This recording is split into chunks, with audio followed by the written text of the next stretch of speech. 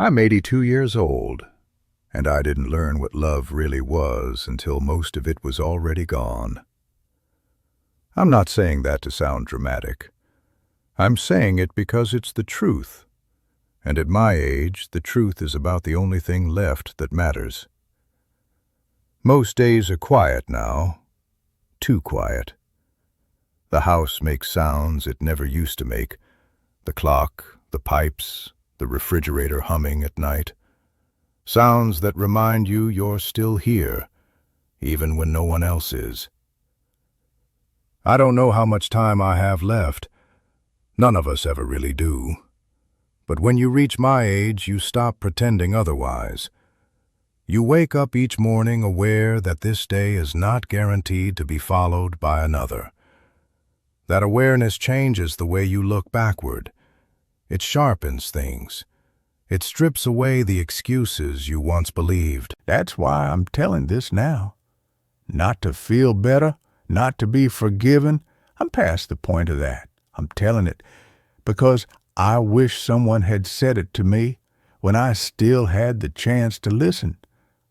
When I was younger, I thought love was something you felt. Something warm, something that would always be there if it was meant to be. I thought it was strong enough to survive neglect, strong enough to wait, strong enough to understand silence. I was wrong. In my 20s, I was busy becoming someone, or at least that's how it felt. I had energy then, ambition, a sense that life was wide open and that I needed to move fast or I'd miss my turn. I worked long hours, took pride in being dependable, in being needed. I told myself that everything I was doing was for the future, for stability, for the people I loved. And in a way, it was true. I wasn't cruel. I wasn't careless. I showed up where it mattered, or so I believed. I paid the bills. I kept promises. I didn't disappear. But love doesn't live in the big gestures we point to later. It lives in the small moments we barely notice at the time. I met my wife when we were both young enough to believe time was endless. She laughed easily back then, not politely, not carefully. She laughed with her whole body, like something inside her had just been let loose. I loved that about her.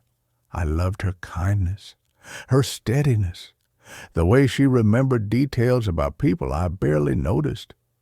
We built a life that looked good from the outside, a home, children, routines, responsibilities, the kind of life that keeps you busy enough to not ask too many questions. And that's where the trouble started, not with fights, not with betrayal, with comfort, with assumption. I assumed love was something that stayed put, something you didn't have to tend to every day. I assumed that because she was there, she would always be there in the same way. I didn't see how slowly things were changing. I missed dinners because I was tired, missed conversations because I was distracted. When she tried to talk about how she felt, I listened just enough to respond, not enough to understand. I thought being present meant being in the same room. I didn't realize how often my mind was elsewhere. I told myself there would be time later. Later, when work slowed down. Later, when things were easier. Later, when the kids were older. Later, when we weren't so busy. Later became a habit. There were small moments I still remember clearly now. Her standing in the kitchen, asking me something simple, and me answering without looking up. Her pausing just for a second longer than usual before walking away. At the time, I barely noticed. Now those pauses echo. Love doesn't usually leave all at once. It erodes, quietly, almost politely. By the time I was in my 40s, we had learned how to coexist efficiently. We functioned well. We rarely argued. We shared responsibilities. We talked about logistics, about schedules, about what needed to be done.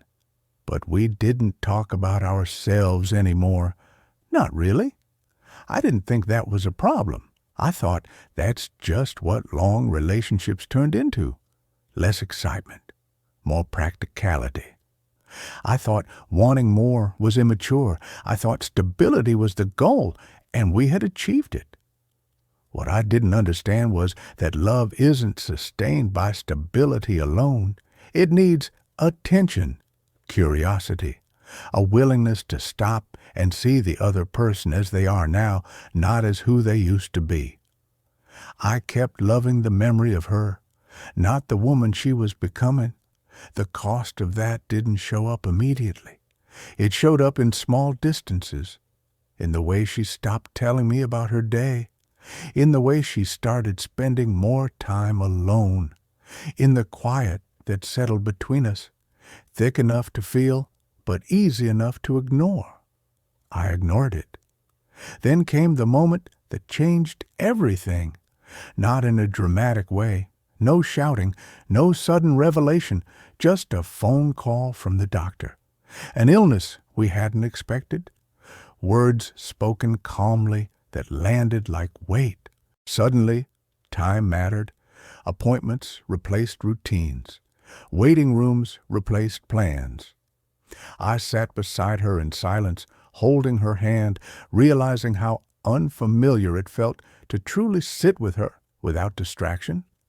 I told myself I would do better now, be more present, say the things I hadn't said. But even then I thought there would be time. There wasn't. She declined faster than we were ready for. Conversations became shorter, energy faded. And one afternoon, while sitting by her bed, she looked at me and said something I will never forget. She said, "I always thought we'd talk again."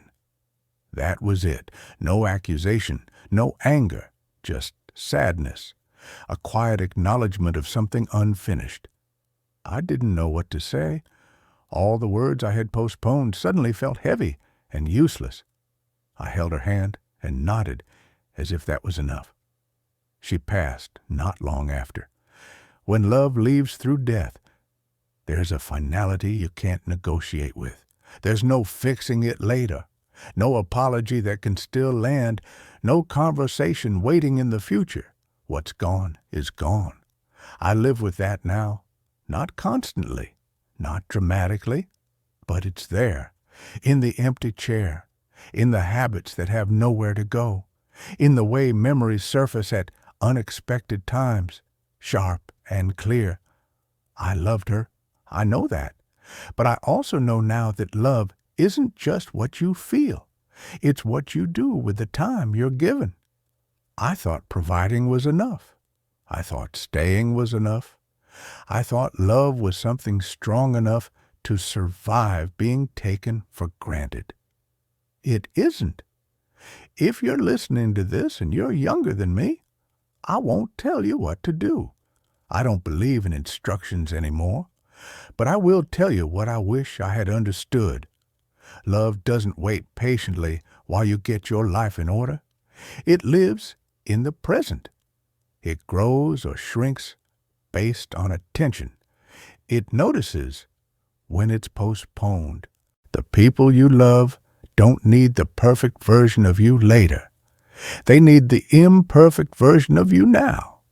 The one who listens, the one who looks up, the one who asks questions even when they've been together for years. You don't lose love by failing all at once. You lose it by assuming it will always be there in the same shape. I assumed, and I was wrong. Now, at 82, my days are slower, simpler. I have time now. All the time I thought I'd have later. And there's a bitter irony in that. I use that time to remember, to sit with what was, to accept what can't be changed. There are things I'm grateful for, truly, a life lived, moments that were real, love that existed, even if I didn't always honor it the way I should have. And there is sorrow, not loud, just steady. If this meant something to you, maybe it's because You recognized something in it. Maybe it made you think of someone you love, or someone you've been meaning to talk to. I won't tell you to act. I only know that time feels endless until suddenly it doesn't. I won't tell you to act. I only know that time feels endless until suddenly it doesn't. I'm 82 years old, and this is what love taught me far later than I deserved. I carry it quietly now, and I leave it with you.